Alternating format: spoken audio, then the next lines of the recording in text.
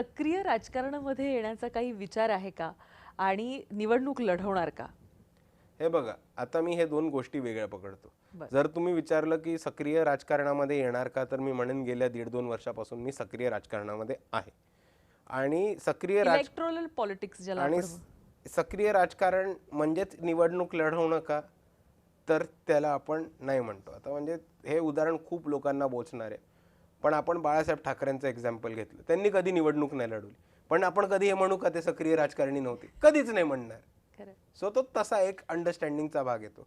पण मी स्वतः निवडणूक लढवणं किंवा मी स्वतः निवडून MP होणं, MLA होणं ह्याच्यापेक्षा माझा गोल किंवा ऑब्जेक्टिव्ह असा आहे की आतापर्यंत ज्या ज्या समूहांना सत्तेची दारच नव्हती उघडली किंवा आतापर्यंत ज्या ज्या वंचित समूहांना हे वाटत होतं की आम्हाला डेमोक्रेसी म्हणजे फक्त पोलिंग बूथवरती जाऊन कमळाबाईचं किंवा पंजाचं बटन दाबून घरी यायचं, त्यांच्या मनातनं हा न्यूनगंड काढून त्यांना सांगणं की तुम्हाला आज इलेक्टोरल पॉलिटिक्सचा अधिकार आहे, तुम्ही सत्तेमध्ये जाऊ शकता, तुम्ही सत्तेमध्येच जाऊन तुमचा स्वतःचा विकास करू शकता आणि त्यांना सत्तेमध्ये घेऊन जाणं आणि त्यांच्यापर्यंत सत्तेची दारं उघडणं हा माझा मेन ऑब्जेक्टिव्ह राहणार आहे.